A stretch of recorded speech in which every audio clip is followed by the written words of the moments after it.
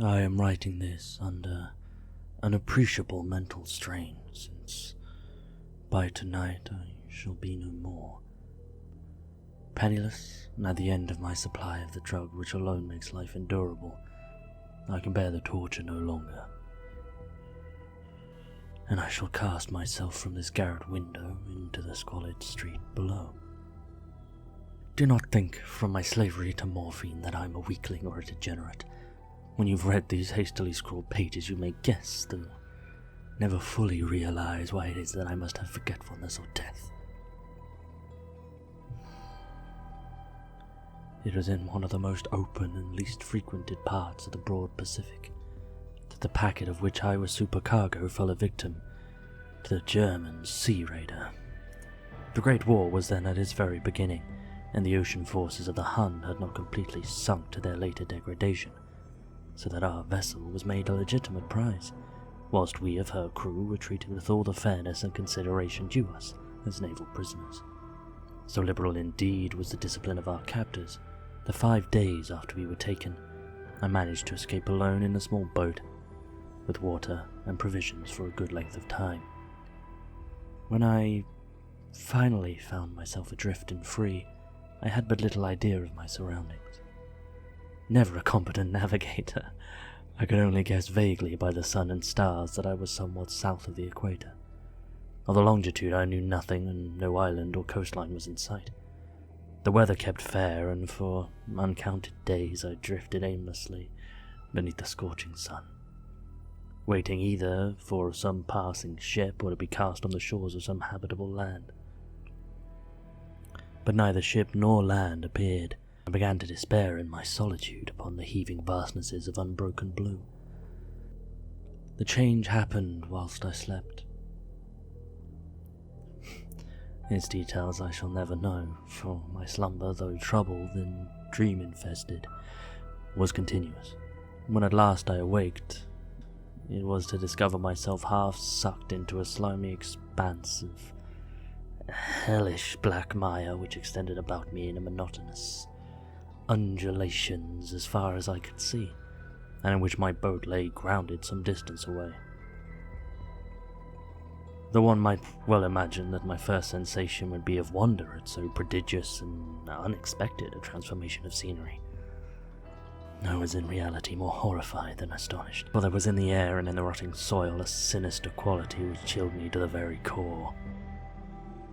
The region was putrid with the carcasses of decaying fish, and of other less describable things which I saw protruding from the nasty mud of the unending plain. Perhaps I should not hope to convey in mere words the unutterable hideousness that can dwell in absolute silence and barren immensity. There was nothing within hearing and nothing in sight save a vast reach of black slime. The very completeness of the stillness and the homogeneity of the landscape oppressed me with a nauseating fear. The sun was blazing down from a sky which seemed to me almost black in its cloudless cruelty, as though reflecting the inky marsh beneath my feet. As I crawled into the stranded boat, I realized that only one theory could explain my position. Through some unprecedented volcanic upheaval, a portion of the ocean floor must have been thrown to the surface, exposing regions which for innumerable millions of years had lain hidden under unfathomable watery depths. So great was the extent of the new land which had risen beneath me that I could not detect the faintest noise of the surging ocean, strain my ears as I might. Nor were there any seafowl to prey upon the dead things. For several hours I sat, thinking or brooding in the boat, which lay upon its side and afforded a slight shade as the sun moved across the heavens. As the day progressed, the ground lost some of its stickiness and seemed likely to dry sufficiently for travelling purposes in a short time. That night I slept but little, and the next day I made for myself a pack containing food and water, preparatory to an overland journey in search of the vanished sea and a possible rescue. On the third morning I found the soil dry enough to walk upon with ease. The odour of the fish was maddening, but I was too much concerned with graver things to mind so slight an evil. I set out boldly for an unknown goal. All day I forged steadily westward, guided by a faraway hummock which rose higher than any other elevation on the rolling desert. That night I encamped, and on the following day still travelled toward the hummock, though that object seemed scarcely nearer than when I had first espied it. By the fourth evening I attained the base of the mound, which turned out to be much higher than it had appeared from a distance, an intervening valley setting it out in sharper relief from the general surface. Too weary to ascend, I slept in the shadow of the hill.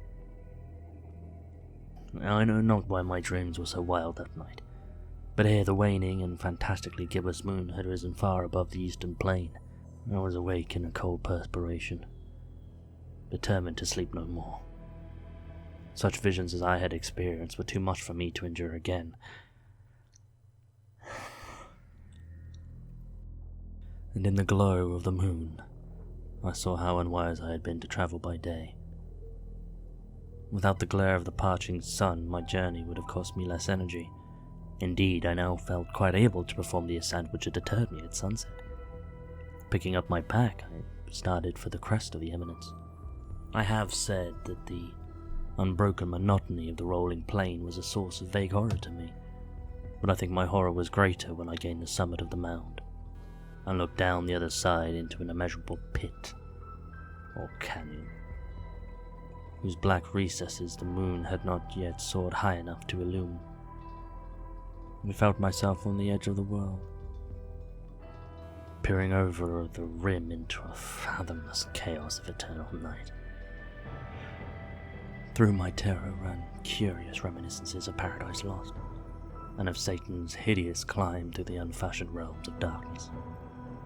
As the moon climbed higher in the sky, I began to see that the slopes of the valley were not quite so perpendicular as I had imagined. Ledges and outcroppings of rock afforded fairly easy footholds for a descent, whilst after a drop of a few hundred feet, the declivity became very gradual. Urged on by an impulse which I cannot definitely analyze, I scrambled with difficulty down the rocks and stood on the gentler slope beneath, gazing into the Stygian deeps where no light had yet penetrated. All at once my attention was captured by a vast and singular object on the opposite slope, which rose steeply about 100 yards ahead of me, an object that gleamed whitely in the newly bestowed rays of the ascending moon. That it was merely a gigantic piece of stone I soon assured myself, but I was conscious of a distinct impression that its contour and position were not altogether the work of nature. A closer scrutiny filled me with sensations I cannot express, for despite its enormous magnitude and its position in an abyss which had yawned at the bottom of the sea since the world was young, I perceived beyond a doubt that the strange object was a well-shaped monolith, whose massive bulk had known the workmanship and possibly the worship of living and thinking creatures.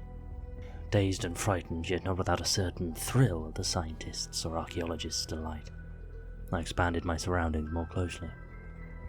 The moon, now near the zenith, shone weirdly and vividly above the towering steeps that hemmed in the chasm, and revealed the fact that a far-flung body of water flowed at the bottom, winding out of sight in both directions, and almost lapping my feet as I stood on the slope. Across the chasm, the wavelets washed the base of the cyclopean monolith, on whose surface I could now trace both inscriptions and crude sculptures. The writing was in a system of hieroglyphics unknown to me, and unlike anything I'd ever seen in the books, consisting for the most part of conventionalized, aquatic symbols such as fishes, eels, octopi, crustaceans, mollusks, whales, and the like. Several characters obviously represented marine things which are unknown to the modern world, but whose decomposing forms I'd observed on that ocean-risen plain. It was the pictorial carving, however, that did most to hold me spellbound. Plainly visible across the intervening water on account of their enormous size were an array of bas-reliefs whose subjects would have excited the envy of a Dore. I think that these things were supposed to depict men, at least a certain sort of men, though the creatures were shown disporting like fishes in the waters of some marine grotto, or paying homage at some monolithic shrine, which appeared to be under the waves as well. Of their faces and forms I dare not speak in detail, for the mere remembrance makes me grow faint. Grotesque, beyond the imagination of a Poe or a Bulwer, they were damnably human in general outline despite webbed hands and feet. Shockingly wide and flabby lips, glassy, bulging eyes, and other features less pleasant to recall. Curiously enough, they seemed to have been chiseled badly out of proportion with their scenic background, for one of the creatures was shown in the act of killing a whale represented as but little larger than itself. I remarked, as I say, their grotesqueness and strange size, but in a moment decided that they were merely the imaginary gods of some primitive fishing or seafaring tribe. Some tribe whose last descendant had perished eras before the first ancestor of the Piltdown or Neanderthal man was born. Awestruck at this unexpected glimpse into a past beyond the conception of the most daring anthropologist, I stood musing whilst the moon cast queer reflections on the silent channel before me. Then, suddenly I saw it. With only a slight churning to mark its rise to the surface, the thing slid into view above the dark waters. Vast, Polyphemus-like, and loathsome, it darted like a stupendous monster of nightmares to the monolith, about which it flung its gigantic scaly arms, the while it bowed its hideous head, and gave vent to certain measured sounds. I think I went mad then. Of my frantic ascent of the sloping cliff, and on my delirious journey back to the stranded boat, I remember little.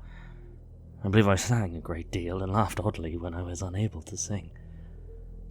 I have indistinct recollections of a great storm some time after I reached the boat. At any rate, I know that I heard peals of thunder and other tones which nature utters only in her wildest moods.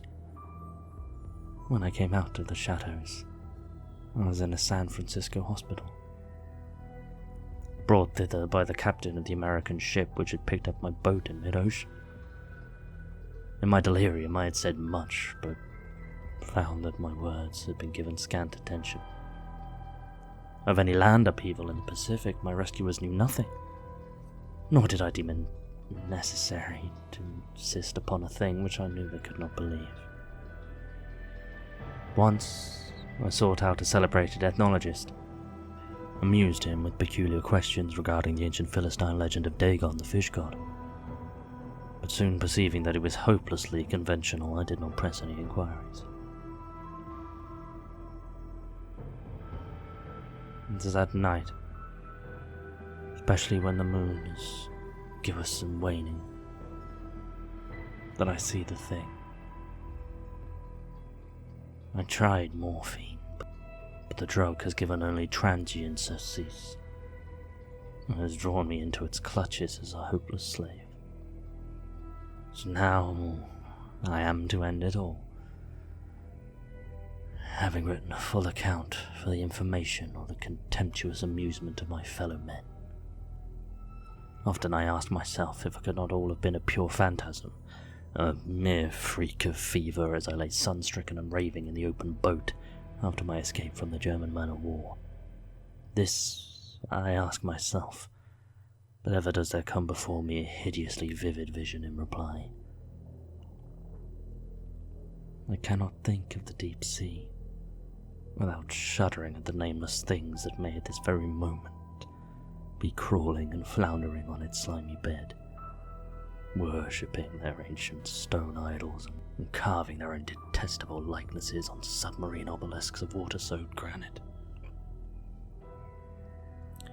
I dream of a day where they may rise above the billows to drag down in their reeking talons the remnants of puny, war-existed mankind.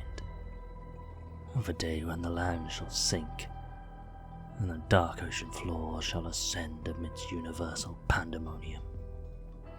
The end is near.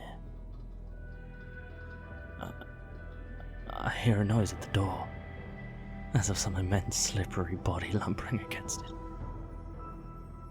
It shall not find me. God, that hand. The window. The window.